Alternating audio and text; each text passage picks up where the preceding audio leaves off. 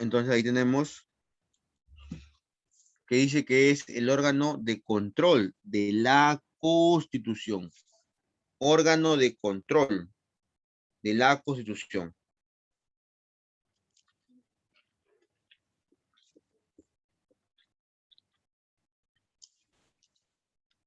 Mi pregunta es, ¿qué es la Constitución?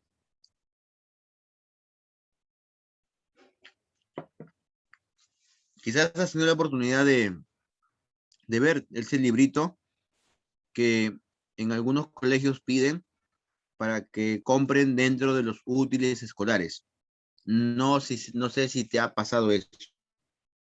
O quizás has visto que a tu hermano le compraron. Que a tu hermano le compraron la Constitución. Y que tu hermano, pues, no sé, le compraban la Constitución y pensaste que se tenía que aprender toda la Constitución.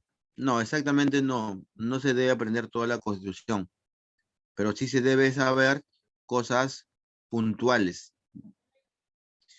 Los que trabajan con la Constitución son los abogados, son los que estudian derecho, ¿no? Esos señores abogados, ¿no? Tienen que aprenderse, no el total, pero sí al menos, ¿no? Del 100%, el 90% de la Constitución. Ahora, cuando nos dice que es el órgano de control de la Constitución, ¿a qué se refiere que es el órgano de control? La Constitución es considerado como la norma más importante que tiene un país. Acuérdate bien de esto. Norma más importante que tiene un país. La Constitución también se le conoce que es la madre de todas las leyes. ¿Ya? La Constitución es la madre de todas las leyes. La Constitución también se le considera como la norma suprema de un país. También se le conoce como la ley de leyes. Ley fundamental. O también se le conoce como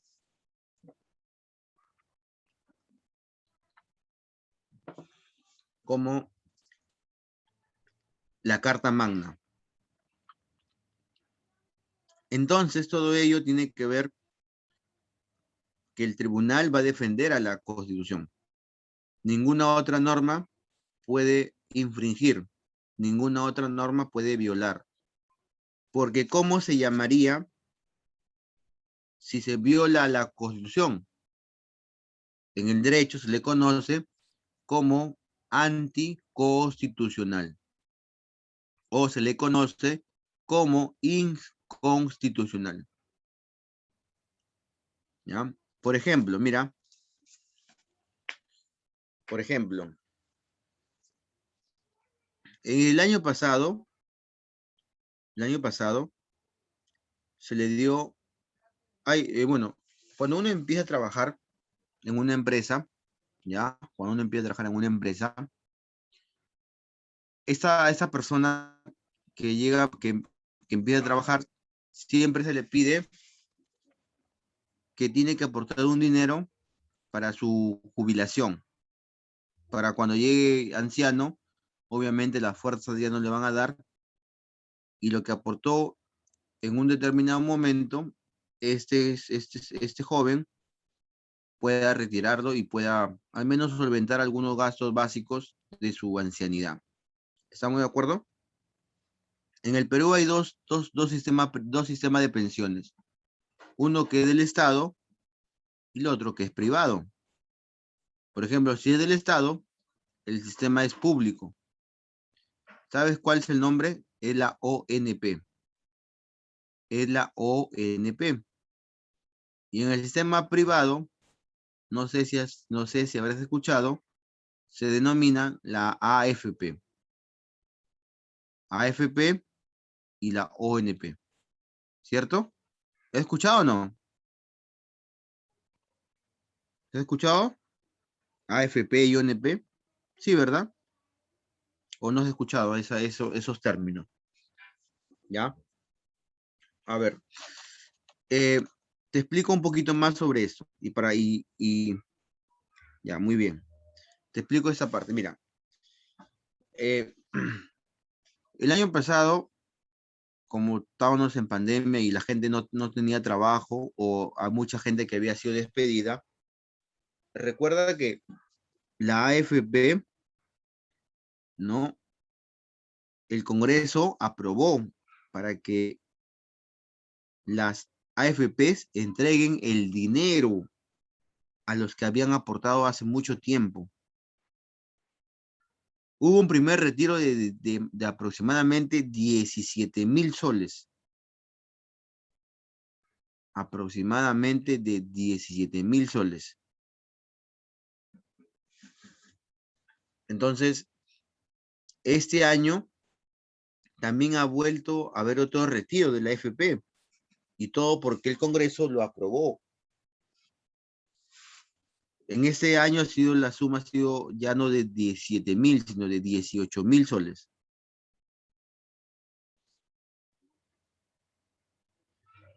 Entonces,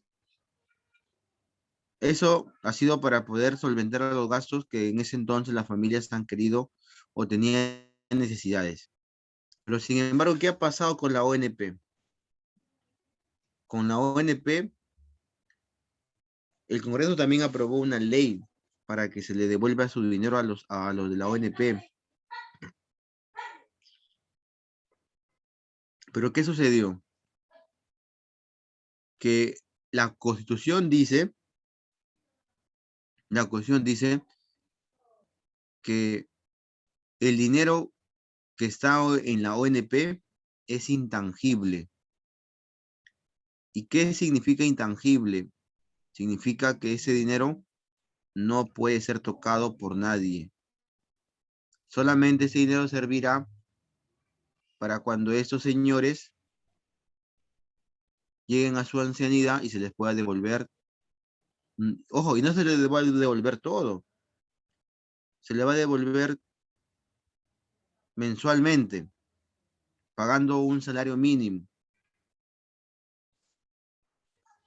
Es decir, muchas personas quizás a, no llegan a cobrar porque muchas personas, la edad mínima, la edad acá en el Perú hasta, o sea, hay un estudio que se ha hecho hace unos meses atrás.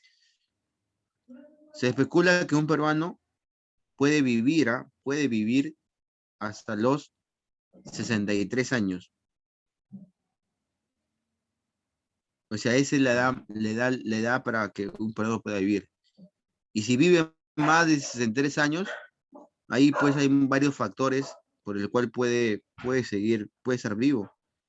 Uno de ellos es la alimentación, por ejemplo. La alimentación es uno de los factores que, que juega su rol en la vida de una persona peruana. Y hay muchas personas que llegan a los 60 años y bueno, como te comenté, fallecen. ¿Y de qué sirvió aportar durante mucho tiempo? Ojo, porque todos los meses los que están en estas entidades de la ONP o la AFP le descuentan. Por ejemplo, mira, si la persona gana aproximadamente 1,000 soles, es un ejemplo nada más, la AFP te descuenta el 11%. ¿Cuánto es el 11% de 1,000 soles? 110. O sea, imagínate, en 10 meses, ¿cuánto dinero aportó esa persona? En 10 meses aportó 990 soles, ¿no es cierto? Aportó 990 soles en 10 meses. Y si es en un año, aportó 1,210, si no recuerdo. En caso de la FP, de la ONP, es un poco mayor. ¿Sabes cuánto le descuentan al que trabaja en la ONP y aporta? Le descuentan el 13%. ¿Qué significa ello? Significa, ¿ya? Que de 1.000 soles que gane una persona, de 1.000 soles que gane una persona, le van a descontar 130, porque es el 13%. Porque es el 13%. Entonces, imagínate, ¿ya? En 10 meses,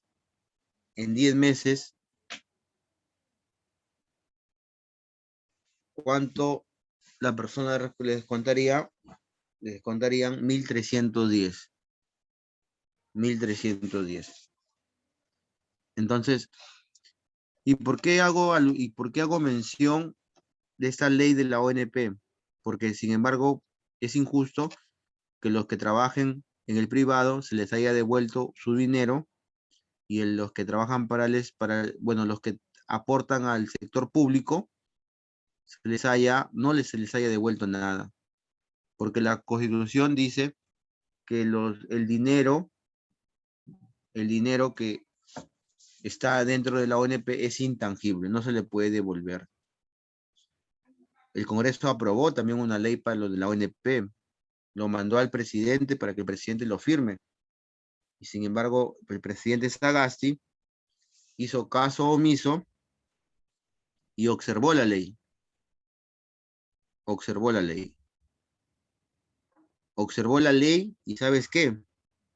La mandó al Tribunal Constitucional, ¿no? Te voy a enseñar una noticia, ¿ya? Para que veas, mira, que lo que yo estoy diciendo tiene que ver mucho, ¿ya? Tiene que ver mucho.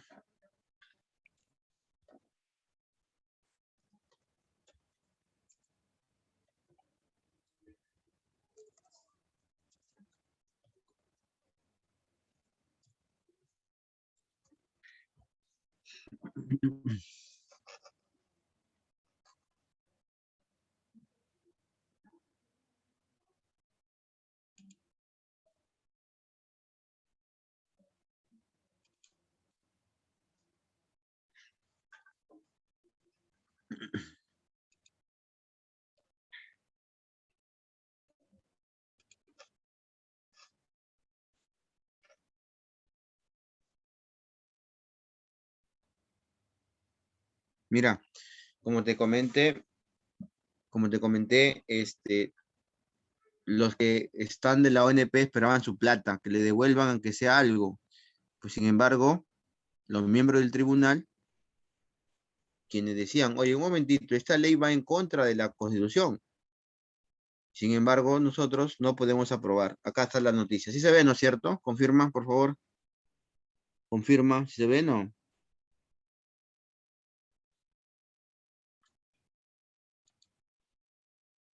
Ya. Acá está la noticia, mira. Dice, Tribunal Constitucional, Tribunal Constitucional declara inconstitucionalidad ley que permite el retiro de aportes al de la ONP. ¿Qué significa inconstitucional? Significa que va en contra de la Constitución. Acuérdate, cuando se va en contra de la Constitución se puede utilizar el término inconstitucional o se puede utilizar el término anticonstitucional. Es un término muy, muy extenso, ¿no? Para decir inconstitucionalidad, eso es una palabra muy, muy, muy grande. Dice acá, por unanimidad el tribunal, ahora, ¿por qué por unanimidad? El tribunal lo conforman 7 personas. Dice, por unanimidad el tribunal declaró fundada, cuando dice declarar fundada significa que su pedido ha sido, no ha sido absuelto. Dice, declaró fundado la demanda de inconstitucionalidad planteada por el Poder Ejecutivo contra la Ley 31083, que establece un régimen especial facultativo de devolución de los aportes para los aportantes activos e inactivos bajo el decreto ley 19990. 19990.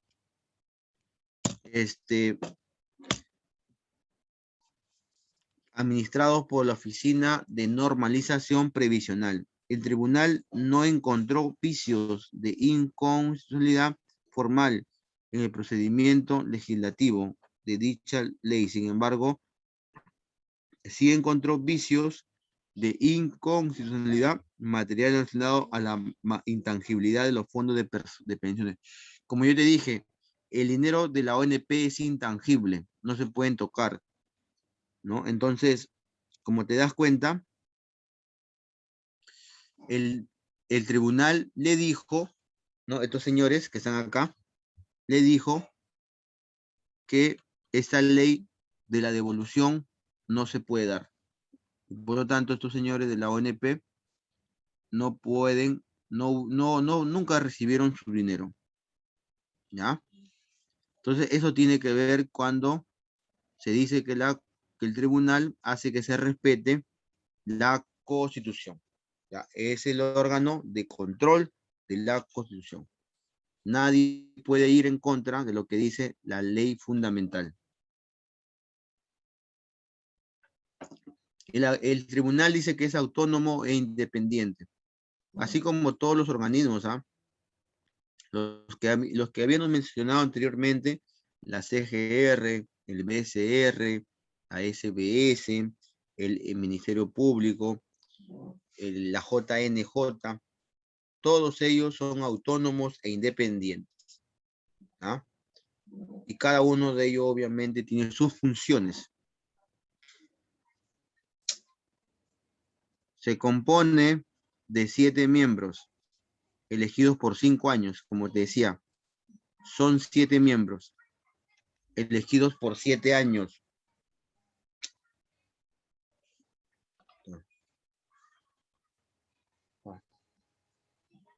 ¿Ya? Son 7 miembros elegidos por 5 años, con el título de magistrado del Tribunal Constitucional. ¿Quiénes elige a estos señores, a estos 7 miembros? Los elige el Congreso, con el voto favorable de los 2/3. ¿Cuánto es el voto favorable de 2/3? En el Congreso son 130 congresistas. De los 130 congresistas, para ser elegido miembro del tribunal, se necesita 87 votos, ¿no? Es decir, que el Congreso presenta una lista de candidatos, ¿ya? El Congreso presenta una lista de candidatos y cada congresista tendría que saber cuál es su currículo de vida del candidato, porque no puede ser cualquier persona a que sea miembro del tribunal, porque recuerda que el tribunal se va a encargar de ver temas que tienen que ver cuando se infringe la Constitución. Entonces, el Congreso necesita una lista de varios candidatos y elegir a los más idóneos, de los cuales, para ser miembro del TC, se necesitan 87 votos. No hay reelección inmediata. ¿Qué significa? Que ellos no pueden postular, ¿ya? Inmediatamente. Lo pueden volver a hacer, pero pasado un periodo, ¿ya? Entonces, esos son los aspectos generales cuando se habla de la definición de los miembros del tribunal, ¿ya? Ahora, por acá tenemos qué requisitos se necesita para ser miembro del tribunal. Uno de ellos es ser peruano de nacimiento, ¿ya? Un requisito para el cual un extranjero no podría ser miembro del TC. Se necesita haber nacido en cualquier parte de nuestro país. Otro, ser ciudadano en ejercicio. ¿Qué significa ello? Significa que esa persona no tenga ningún impedimento, ¿no? Significa que la persona cumpla o tenga activo todos sus derechos, tanto políticos, civiles, etc. fundamentales también. Otro, ser mayor de 45 años. Ser mayor de 45 años. Otro requisito, ¿no? Entonces, si la persona tiene 40, 30, 35, no puede ser. Tiene que tener mayoría de 45 años. Y lo otro, haber sido magistrado de la Corte Suprema. Recuerda que la Corte Suprema es el órgano máximo del Poder Judicial. O quizás también ser fiscal supremo. El fiscal supremo, acuérdate que es uno de los organismos más importantes del Ministerio Público, los fiscales supremos. Entonces,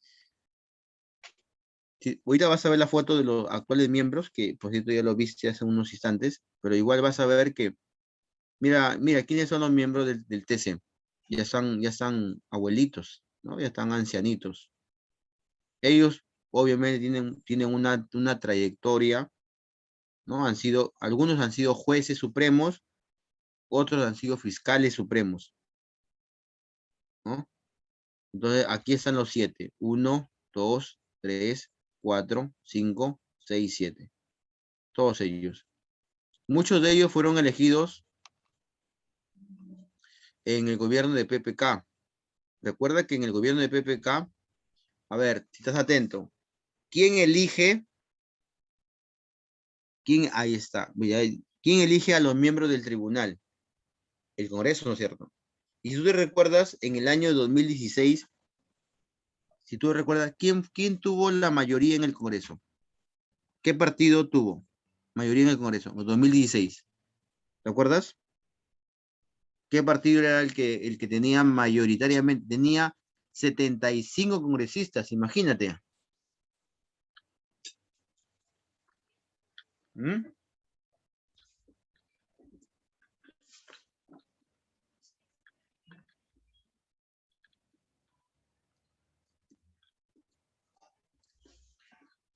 Año 2016, chicos. 2016. Gobierno de PPK. Era el presidente. ¿Quién tenía la mayor cantidad de congresistas? Y por lo tanto, ellos son los que eligen, y ellos eligieron a los que están acá.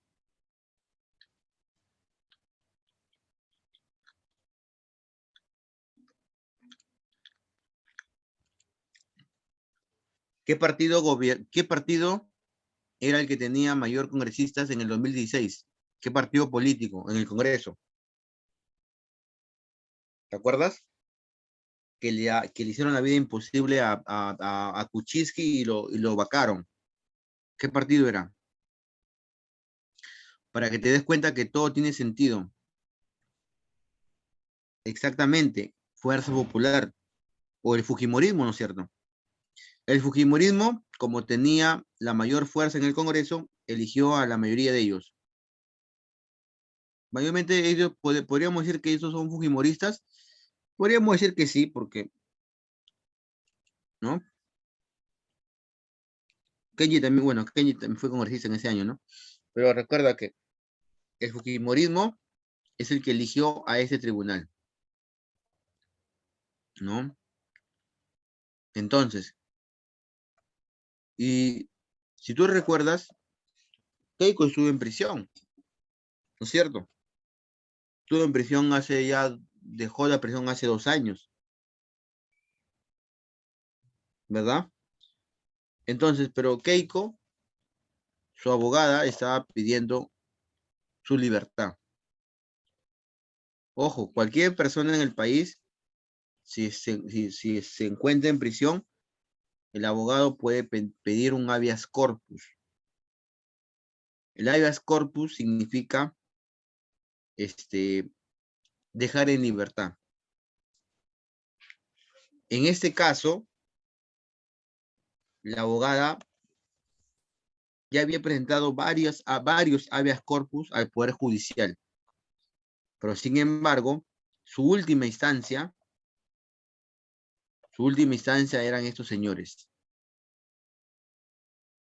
De estos señores dependía la libertad de la señora Fujimori. Ellos se reunieron y determinaron lo siguiente. Oye, ¿te das cuenta ya? Vamos a ver cuál fue el final de esta historia. Vamos a ver en un video, ¿ya? A ver, vamos a ver un video, cuál fue el final de la historia. ¿Qué decidió estos señores con respecto a Keiko?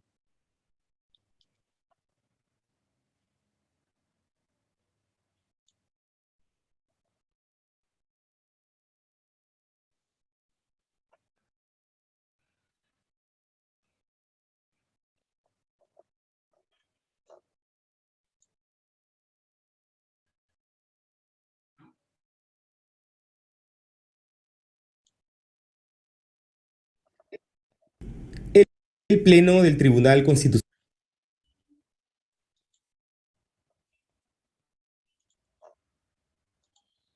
¿Se escucha? No se escucha, profesor. Ya, chicos, ahí ya. Ya, mis, ahí creo que sí.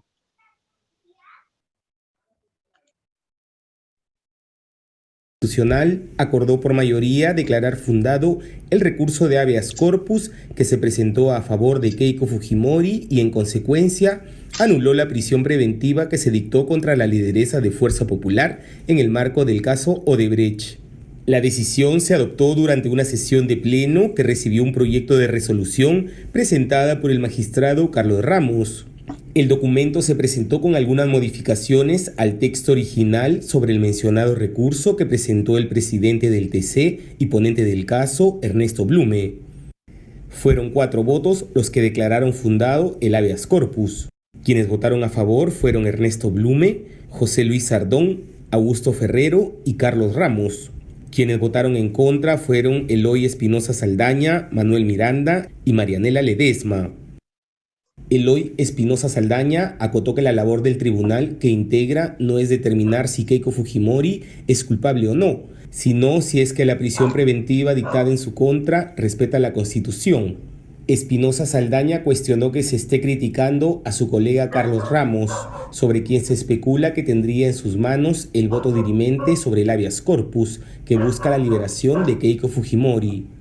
Creo que es injusto para cualquier juez constitucional el cargamontón que están haciendo sobre Carlos Ramos. Hay que dejar que un juez haga su trabajo, que vote, no expulgarlo porque tenemos duda de su voto, ver qué ha hecho, a quién contrata, con quién no contrata. Déjenlo que haga su trabajo de resolver y después critiquen su pronunciamiento, indicó en una entrevista a Radio Santa Rosa. Carlos Ramos, según reportó El Comercio, sería el magistrado del TC que está elaborando un proyecto de resolución que, si bien corregiría algunos aspectos de la posición de Ernesto Blume, mantendría la misma postura a favor de que Keiko Fujimori salga en libertad. Entonces, chicos, ¿qué me pueden decir sobre lo que acaban de escuchar, lo que acaban de ver? O sea, mira, estos señores del DC, ¿no? Determinaron que Keiko, primero estaba con prisión preventiva, no sé si ustedes recordarán que estaba en el penal Santa Mónica, ¿verdad? Ahora, estos señores ya acaban su cargo, ¿ah? Ellos, cuando bien claro dice acá bien claro dice, ¿no? Que ellos duran en el cargo 5 años, acá dice. Se compone de 7 miembros elegidos por 5 años. O sea, estos señores ya se van ya, porque fueron elegidos en el año 2016. Acaban en el 2021, por ejemplo. Y sin embargo, ¿no? Van a elegir al nuevo miembro del TC. Actualmente la presidenta es esa señora. Mira, y para que por ahí un alumno creo que me ha dicho por el chat, profe, qué injusto. Y eso que recién bastante, mira, en el mes de febrero, la Telefónica tenía que pagar al Estado 729 millones de soles, la Telefónica del Perú. la SUNAL estaba cobrando. ¿Y sabe lo que ha pasado? Ha pasado que la Telefónica ha puesto una acción, una demanda ante esos señores para que resuelva y ellos determinen si que deben pagar esta deuda o no. Lo que pasa es que la Telefónica tenía que pagar impuestos al Estado peruano desde el año 2000, creo, 2001. Sin embargo, no ha pagado esos impuestos. Estos impuestos ascienden a 729 millones de soles. Entonces, ¿y qué es lo que dice la Telefónica? Dice que ella no quiere pagar porque estos impuestos ya han pasado mucho tiempo. Entonces, la Telefónica ha acudido acá ante estos señores y estos señores han determinado lo siguiente. Vamos a ver, ¿ya? Vamos a ver. Vamos a ver qué es lo que han determinado estos señores del tribunal. ¿Ya?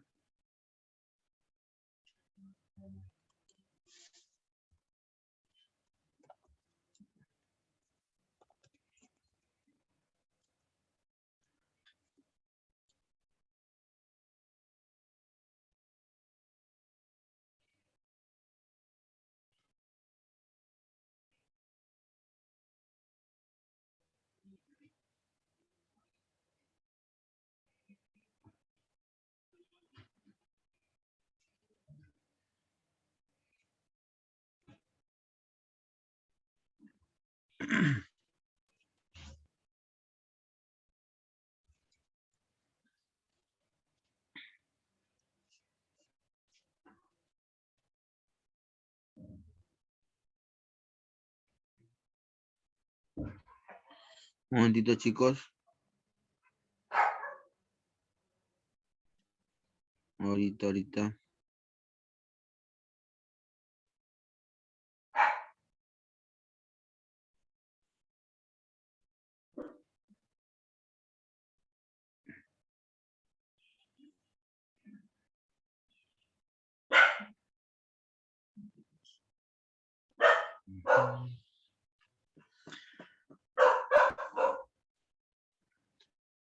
A ver, espérate.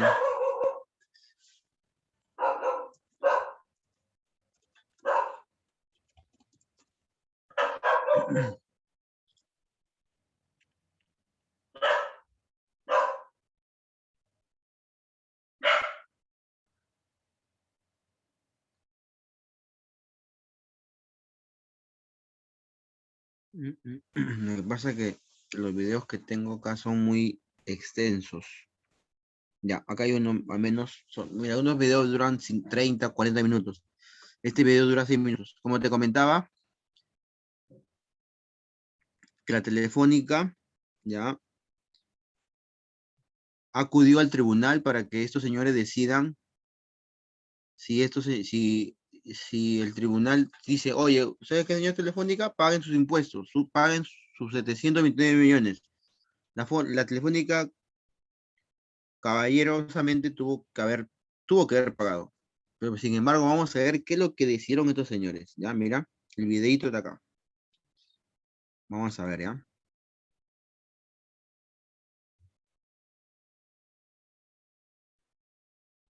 Está cargando un momentito. Está bien, señor, que se discuta, se debata, se critique, se ponga en tela de juicio resoluciones judiciales. Está bien, señor.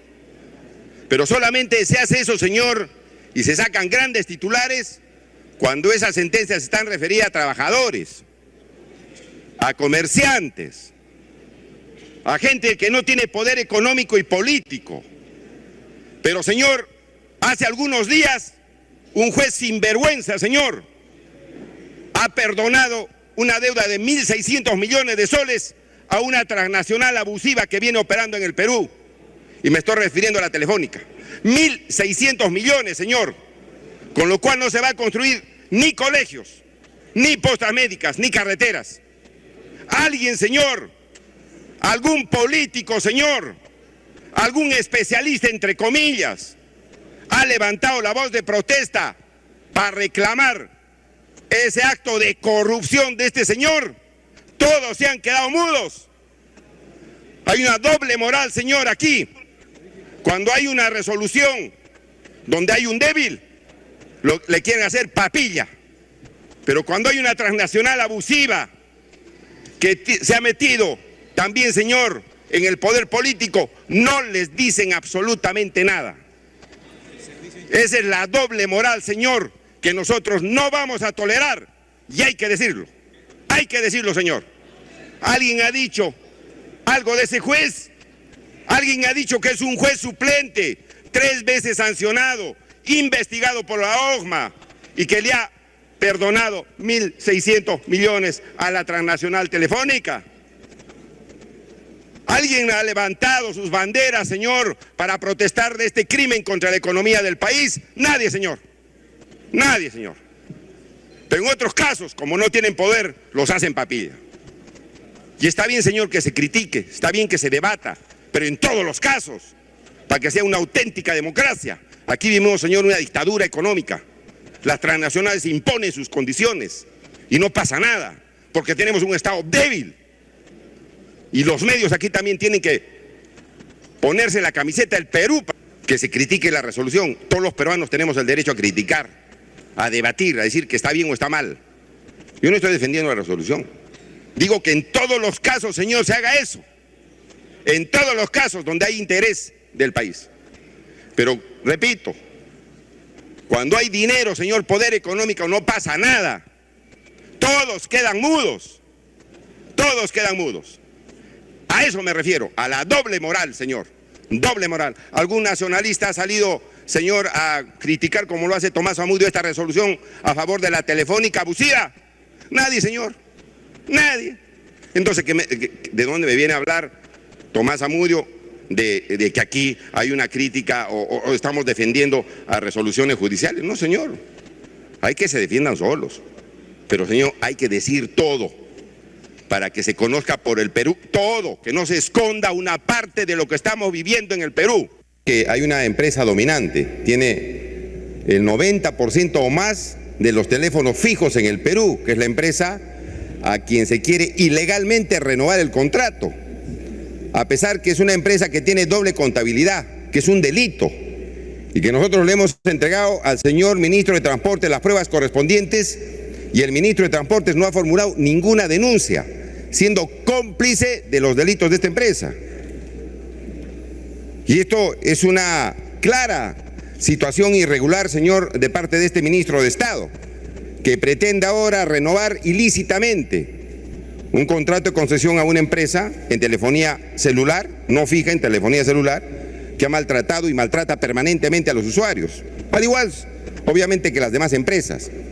Pero es precisamente esta empresa, señor, que tiene el monopolio de la telefonía fija en el Perú. Cruel renta básica, que usted, hablando o no hablando, le cobran 50, 60, 70 soles. Hablando o no hablando. Es un asalto a mano armada a los usuarios en el Perú. Y a esa empresa se le pretende renovar el contrato. Le pido al presidente de la Comisión de Defensa del Consumidor, este es el segundo año que lo estoy pidiendo, he hecho creo como 10 pedidos a la Comisión de Defensa del Consumidor para que ponga en debate la eliminación de la renta básica, que es un cobro usurero e ilícito, y no lo están haciendo. Yo no sé por qué. ¿Qué corona tiene esta empresa, señor? A los señores de la empresa Telefónica Móviles, señor, se le dio 3 concesiones de telefonía celular, aduciendo que no tenían ninguna deuda con el Estado, que había un informe favorable de OCIPTEL. Muy bien, señor, lo que han hecho es pasar de testaferro, señor, porque esas 3 concesiones ahora pasan a Telefónica del Perú, empresa que le debe más de 3.400 millones de soles al Estado. Es decir, utilizaron a una empresa para decir que todo estaba bien, que no había ningún problema, y lo pasaron, señor, a una empresa que es morosa con el Estado. De esa manera, señor, se saca la vuelta al Perú, se maltrata a los usuarios. El gobierno no hace nada, nadie dice nada. Todo callado, señor, por los grandes intereses económicos que tiene esta empresa. Señor, por lo menos en el Parlamento Nacional digamos eso. Porque todos, hay temas tabú que nunca los difunden. Nunca los difunden, señor, por el poder económico de esta empresa. Pero aquí se ha engañado, se ha estafado al Perú, se ha utilizado una empresa para que las concesiones pasen a la empresa usurera que maltrata todos los días a cerca de 20 millones de usuarios en telefonía móvil.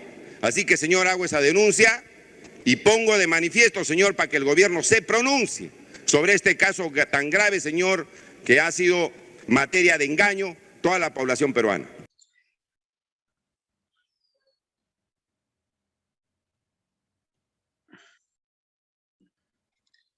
Ahí está, chicos, como les había comentado.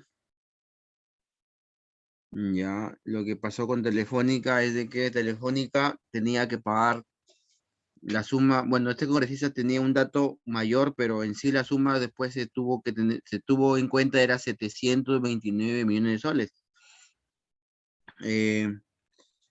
Entonces, la Telefónica fue hasta el tribunal y el tribunal ya, lo que decidió fue que no pague, le perdonó la deuda. Por ahí, ya, quizás por ahí, la Telefónica debió, no sé, asumo yo que debió darle un milloncito a cada tribunal, ¿no? Digo yo. Acá hay otro video de Telefónica. Miren.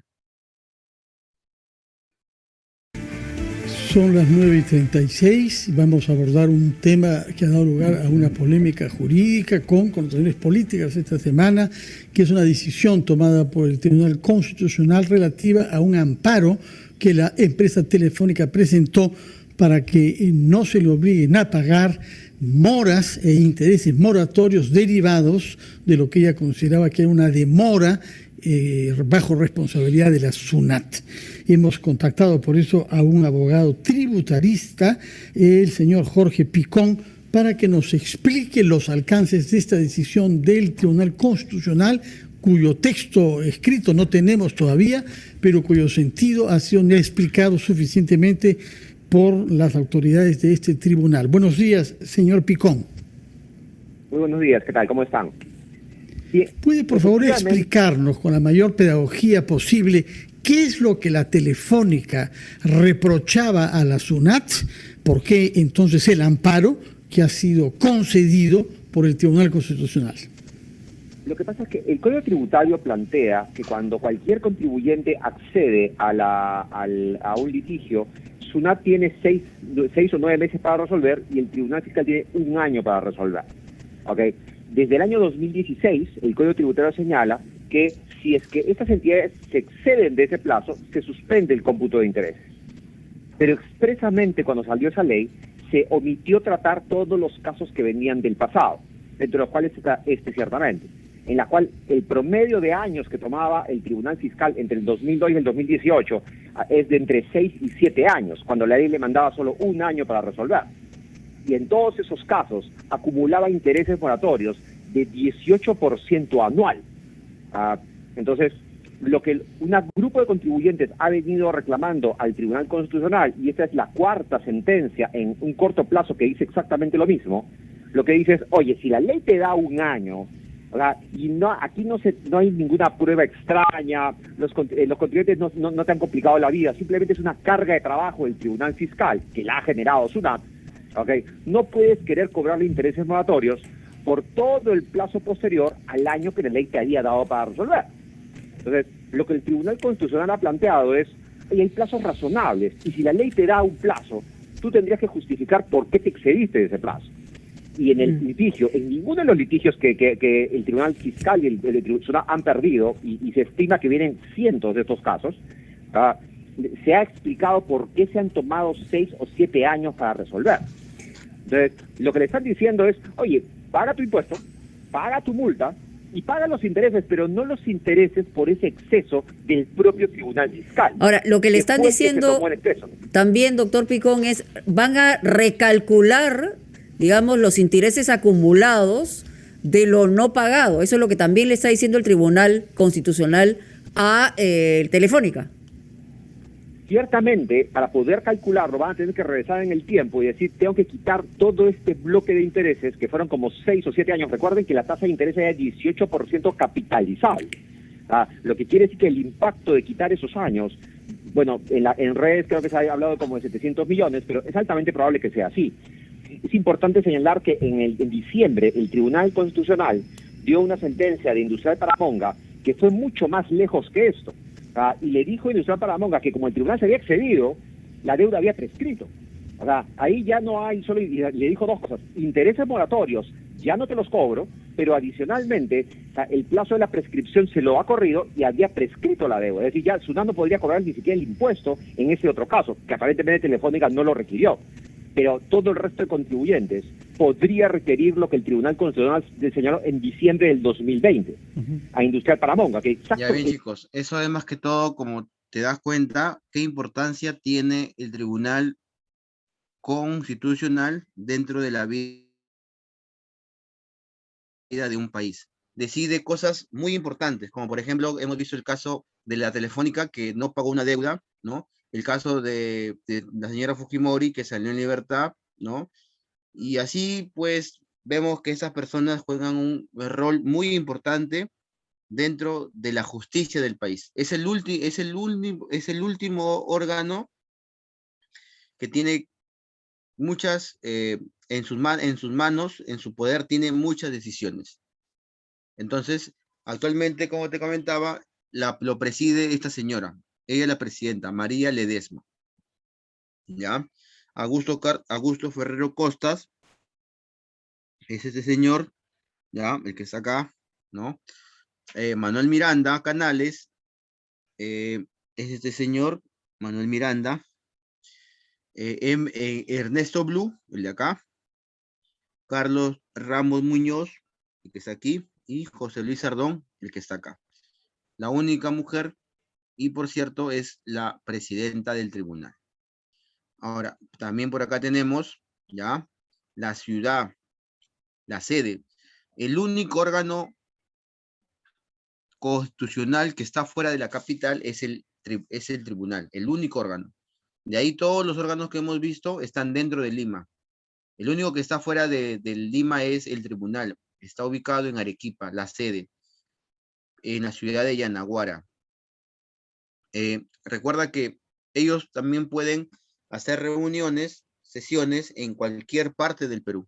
Mayormente sus reuniones las hacen en la capital, pero sin embargo, ya la sede principal del tribunal se encuentra en esta ciudad, en la ciudad de Arequipa. ¿Ya? Para que exista quórum es cuando se da inicio a una reunión. Para que se dé quórum dentro del tribunal, se necesitan que asistan a esa reunión 6 miembros.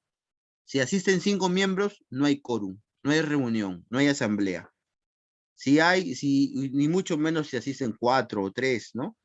Solamente para que vea una reunión de los miembros del tribunal, se necesita que asistan 6. Y si llegan los 7, con más justa razón, la reunión se da inicio, ¿ya? El quórum del tribunal es de 6 miembros. Quórum es la cantidad de personas que acuden, ¿no? Para llevar a cabo una reunión.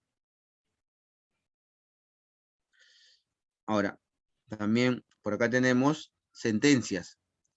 Conocer en instancia única la acción de inconstitucionalidad. Ya hemos mencionado que el término inconstitucionalidad hace referencia a que normas que van en contra de la Constitución, como es el caso de la ONP, o como es el caso de la AF, o es el caso, hay un caso acá que también cuenta, acá hay una noticia, de que la SUNAT hace unos meses, ¿sabes lo que hizo la SUNAT? Dijo, a ver, todos los que ganan más de 10,000 soles, yo voy a pedir, ¿no? A los bancos que me den su secreto, que a las personas que ganan 10,000 soles, voy a levantarle el secreto bancario. Voy a ver por qué tienen ese dinero, de dónde viene ese dinero. Y la Constitución dice algo muy importante sobre el secreto bancario, que nadie, ninguna persona puede hacer eso, ninguna autoridad. Pero sí hay excepciones. Por ejemplo, hay excepciones que las puede pedir, por ejemplo, un fiscal, el fiscal de la nación puede pedir que se le levante el secreto bancario a personas que están siendo investigadas. Pasó con Nadine Heredia. Nadine Heredia, esposa de Humala, ella, cuando Humala culmina su gobierno, tenía mucho dinero, pero ese dinero ¿de dónde venía? No se sabía. Entonces, ¿qué es lo que hizo en ese entonces el juez? Determinó que se levante el secreto bancario por enriquecimiento ilícito. Entonces, de ahí, por ejemplo, yo que trabajo, ¿no? Y pues, y nadie tiene el derecho de venir y levantar mi secreto bancario, nadie. Porque la Constitución lo ampara, determina eso. Solamente lo puede levantar a pedido de un juez, a pedido del fiscal de la nación o a pedido de una comisión investigadora del Congreso. Acá la noticia era, dice, SUNA, acceso al secreto bancario de cuentas que tengan más de 10.000 soles sería inconstitucional, según especialista. O sea, este señor especialista, que sabe de, obviamente, de la Constitución, ha dicho que era inconstitucional. La SUNAT informó que tendría acceso a la información de las cuentas de ciudadanos y empresas con más de 10.000 soles a más. Esta semana la SUNAT informó que a partir de este mes los bancos deberán entregar información financiera de los clientes y empresas que tengan de 10.000 a más en su cuenta. La medida de la SUNAT ha generado preocupación a diversos especialistas, quienes indican que esto violaría el derecho al secreto bancario y podría generar el riesgo de una filtración de información funeraria. Pero se puede tomar alguna acción para evitar esa expulsión de la SUNAT. El abogado penalista Carlos Caro señala que es una sanción de inconstitucionalidad. Podría evitar esta medida de la SUNAT. Se trata de normas inconstitucionales que podrían perder la eficacia, según cada caso, mediante una acción popular, una acción de amparo o una acción de inconstitucionalidad. Entonces, como te das cuenta, una de las funciones es que el tribunal, si le llega este pedido, lo tiene que resolver en instancia única, ¿no? La acción de inconstitucionalidad. Conocer en última y definitiva instancia las acciones de habeas corpus, amparo, habeas data, esos son garantías que también lo vamos a ver más adelante. Pero sin embargo, recuerda lo siguiente. Recuerda que por ejemplo, ¿por qué Keiko salió en libertad? Porque su abogada presentó un habeas corpus. El habeas corpus es una garantía que pretende dejar en libertad a la persona. ¿Y por qué dice en última instancia? En última, porque acuérdate que el habeas corpus, la abogada de Keiko, lo había presentado ya en anteriores jueces. Estos jueces le habían negado la libertad.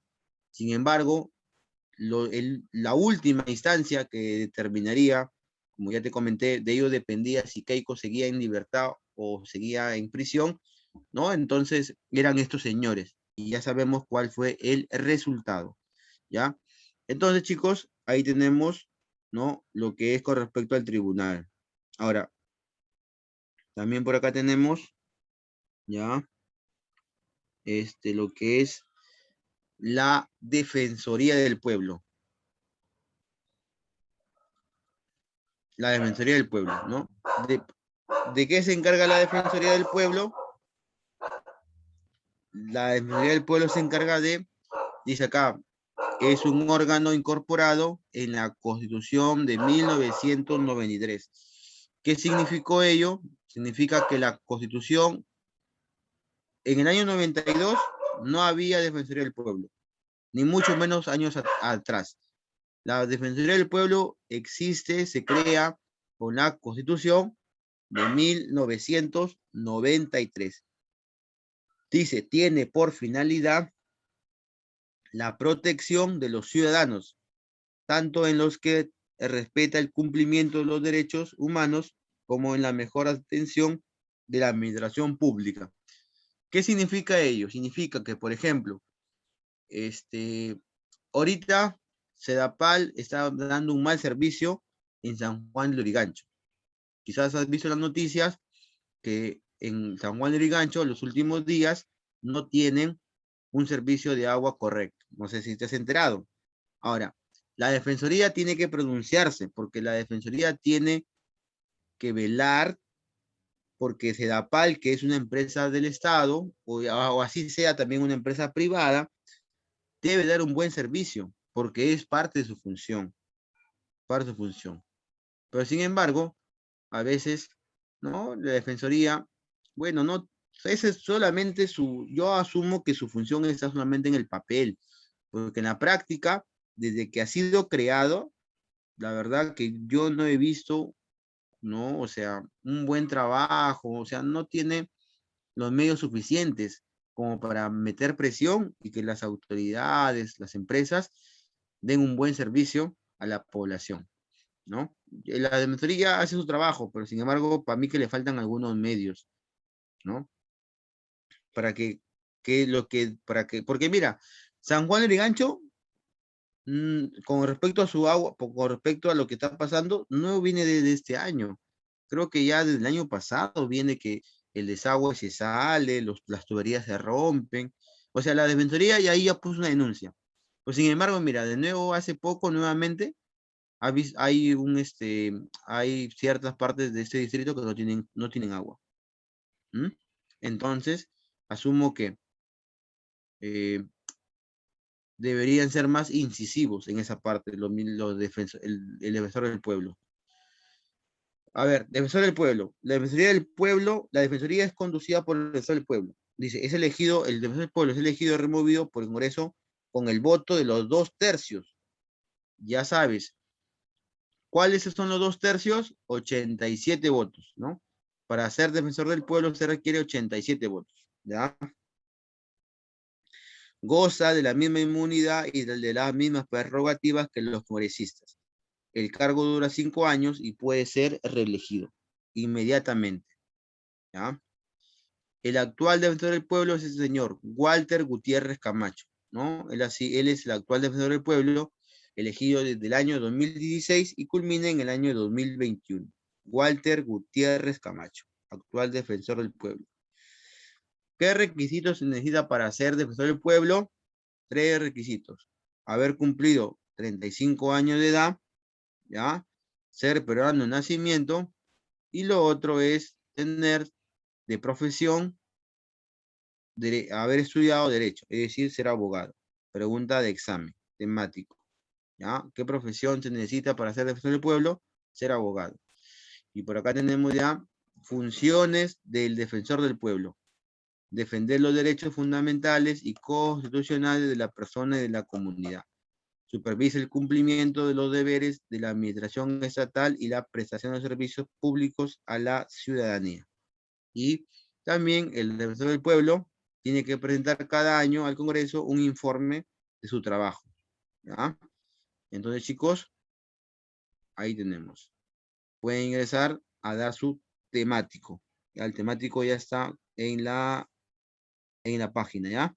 Cualquier consulta, cualquier duda, me la haces saber, por favor.